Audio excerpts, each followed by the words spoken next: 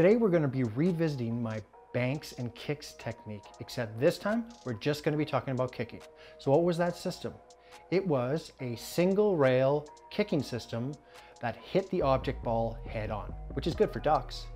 But what if we need to do balls, object balls, that are away from the pocket, that have to be cut? Well, then we need to start kicking to cut. So what can we do to the system to adjust to actually try to pot balls that aren't the ducks? We're going to be looking a lot at fundamentals and the factors that go into actually kicking and a whole bunch of other fun stuff. So let's do this.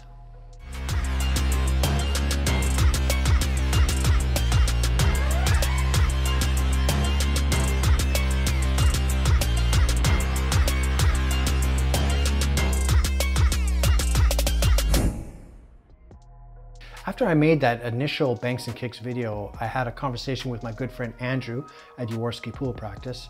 If you haven't seen his channel yet, check him out. He's awesome, incredibly knowledgeable, and a very, very good friend of mine. And he had an interesting point. He said, you know, Andreas, that's a system that is designed for a straight on hit. And he was absolutely right, right? I'm in the conversation of making a kick, a single rail kick for a straight on contact. But that's not what we always want to do. And that's what we're going to be looking at in this video. What I want to do first before we get going is to actually show you the best kick I have ever made in my life.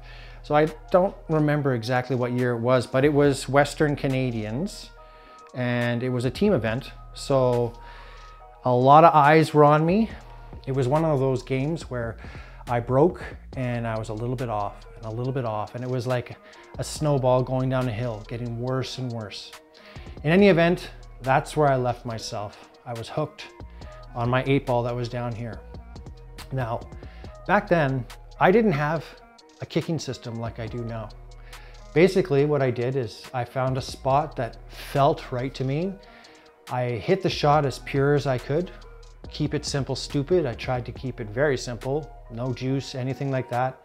And I hit it at a pace hard enough that if I hit, I would sink the 8-ball.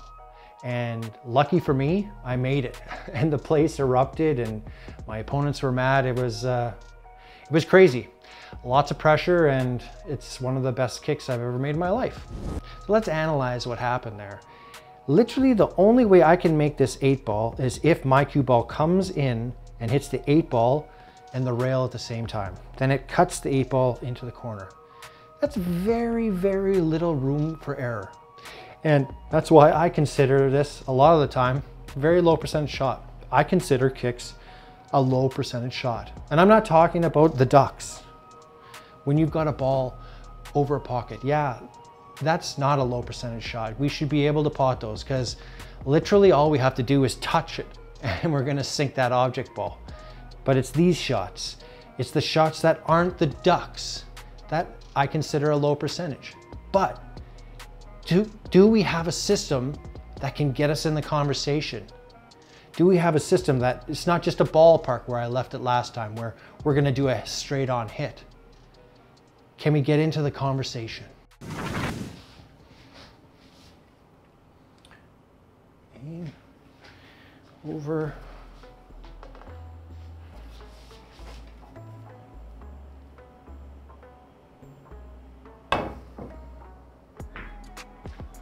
Oh. All right, so we're at the table now. I want to talk about a few of the things that we're going to be doing today.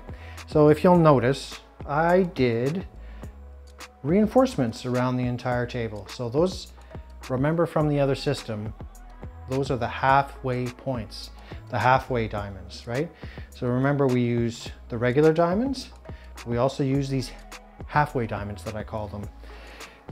You don't need to know the center to center dimensions between the diamonds, but I'll just tell you anyway. That is 10 inches center to center. So this halfway diamond, of course, is you half that. It's 5 inches, right? So between every marker that you see, it's about 5 inches, just for your reference, just so you know. Now let's talk about what I have set up here. So I've got some reinforcements on the table so I can duplicate these shots for you to show you all the factors that can go into a single rail kick. Now, I've got 3 balls set up here. This, the number 15 ball, this is what we would consider a duck. These are the shots that I consider high percentage, right? So let's just quickly use the system, see how we measure out the 15 ball, just as a bit of a review. Okay, so I go to the table, I aim right at the 15 ball, I ignore what's in front of me, and I just aim directly at the 15 ball. I take my cue back, and it's going right over that halfway diamond right there. So I know that I need to be aiming right at a diamond. There's nothing really to even transfer. So I look and I pick what I feel is the best diamond. This is where the experience comes in. Is it that diamond? I don't think so. I think that gets us closer to where the 8 ball is. So I'm going to be going off of this diamond. I think that gets us to our spot. So I bend down, I aim at that diamond, and I follow through.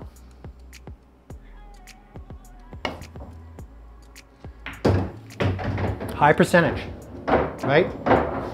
But let's take a look at the major contributors to missing a shot like this. And this is gonna go to my point that kicking is a low percentage ordeal. So, we're on the exact same spots. There's my marker. Let's look at pace. Now we know that when we bank a ball harder, it shortens that angle, right? And if we bank a ball less, it's going to widen it. Well, the same goes for kicking. So I'm gonna aim exactly the same way. I'm gonna aim for there, but I'm gonna hit it harder. Am I gonna make the 13? I'm no English, let's see. No, not even close. I hit the 10 ball there. So you guys get what I mean. What if we hit it softly?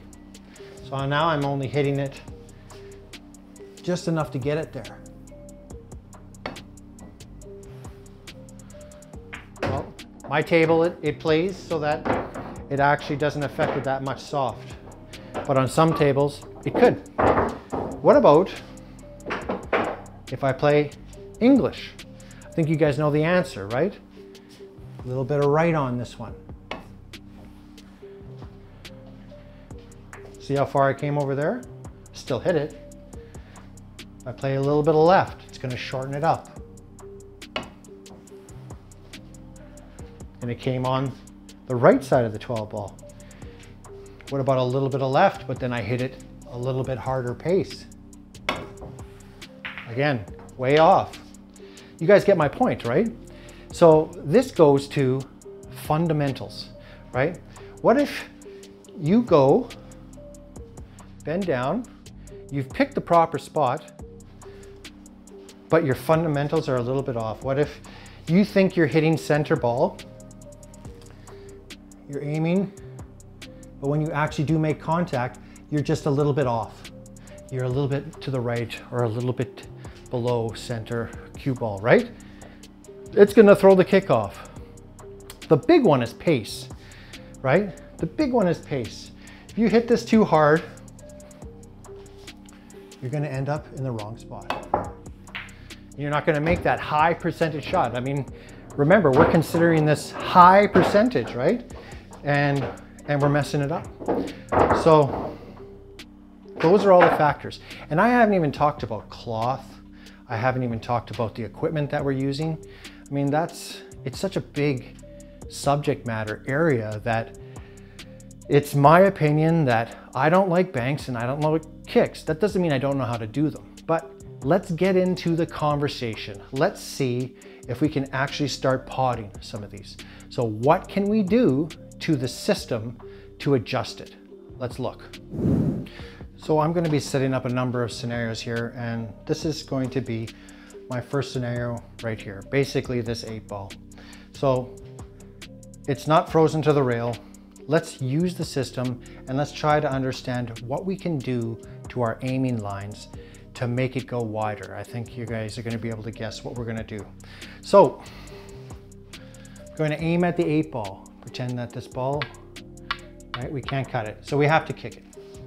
We're going for the game. So we're going to aim right at our object ball. We're going to transfer that cue back, and we see that I was just off that diamond, right? So I need to pick the diamond that I think is going to hit this 8 ball. Well, when I was aiming for this corner pocket, I was there, so chances are it's going to be this one, right? This one feels right. Now I have to transfer that little distance. For me, I think I would transfer it this way. So where does that get me? Right? This is the system. This is where I left it last time. Where does it get me? I'll tell you where it gets you. It gets you the straight hit. It gets you the contact, but it doesn't get you the cut. I'm going to shoot this cue ball. It's going to come, hit my contact point that I just said I was going to do, and then it's going to come off, and it's going to hit the 8 ball straight on. But we're not going to sink the 8 ball doing that, because I mean, it would be fine if the pocket was right there. We'd sink it, right? But right now, what's going to happen is we're going to hit that 8 ball, and that's going to fly off, right? So what do we have to do to make it? Well, we have to widen the angle. So for example, what I've been doing is I've been adding 1/4 inch. It seems to be working for me. With my pace and how I hit it, 1/4 inch seems to be working for me. It might be slightly different for you.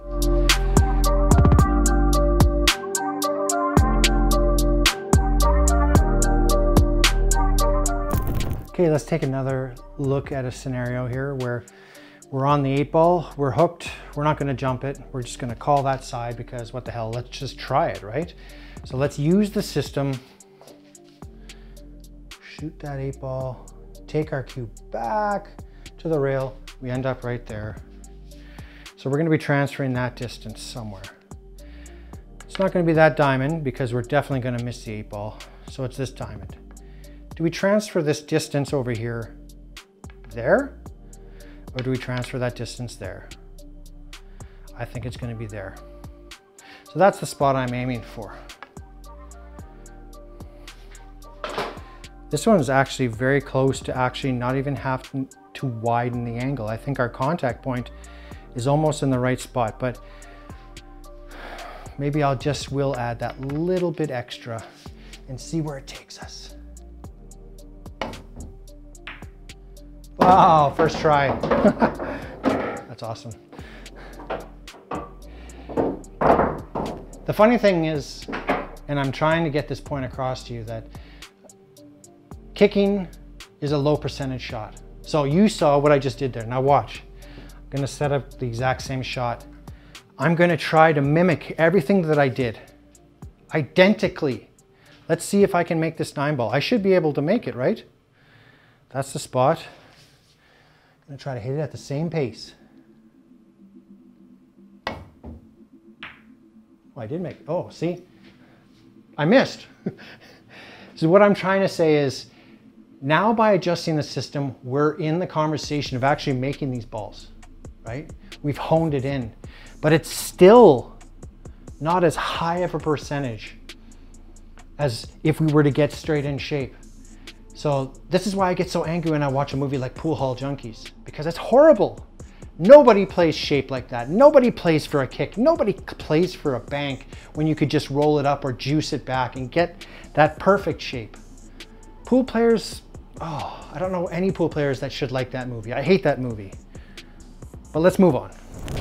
Okay, let's take a look at this scenario here. So we're on the 8 ball and our 9 ball is blocking us. We're not going to be doing any crazy massages because this is a kicking video. So let's take a look at the system and see where we can get. So I aim directly at the 8 ball.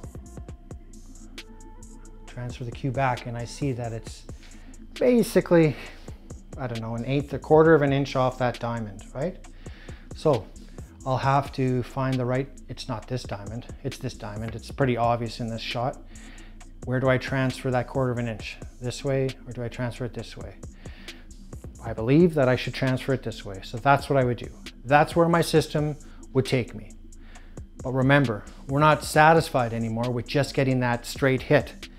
If I don't transfer something, hone it in, I'm gonna come off the point that I'm aiming at, gonna come back, and I'm gonna come into that 8-ball straight. And what's that gonna do? My 8-ball is gonna hit the rail and bounce out this way, and I'm not gonna be left with a win. What I wanna be doing is adding that 1/4 of an inch. And remember, that 1/4 of an inch, that's for me. The way I hit it on this table, which I play most of the time, it seems to me that the 1/4 of an inch is getting me the best results.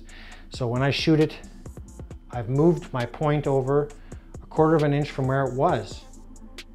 And I believe on its way back, I'm adding another 1/4 of an inch because that's geometry, that's physics. So what I'm doing is moving, again, my contact point from there, a 1/2 inch over. And I believe that's getting me in the conversation of hitting the rail and the 8-ball at the same time. So let's give it a shot.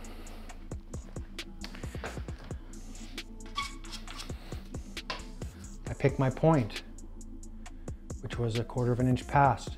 But now I'm going to be adding another 1/4 of an inch. So I'm going to be aiming basically there, and I think that's going to get me in the conversation. Let's see.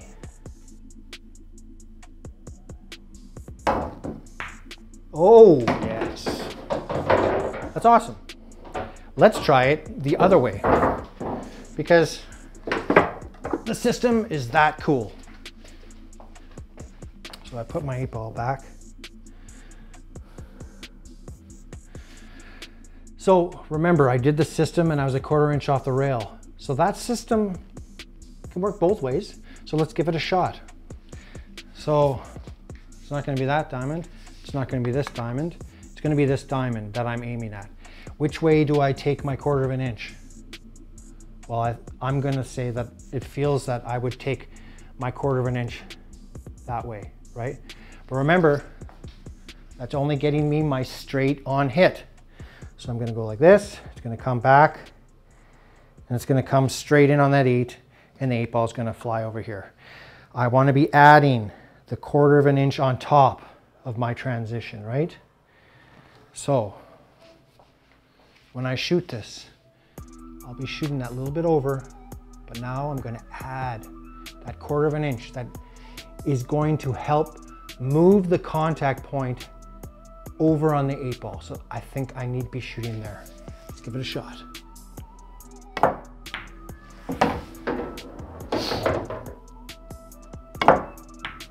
Beautiful. You guys get the picture, right? Okay, so let's wrap things up here by saying that, you know, I threw a lot of stuff at you in this video. It's kind of like the full gambit of kicking, single rail kicking here. So you guys know my system here.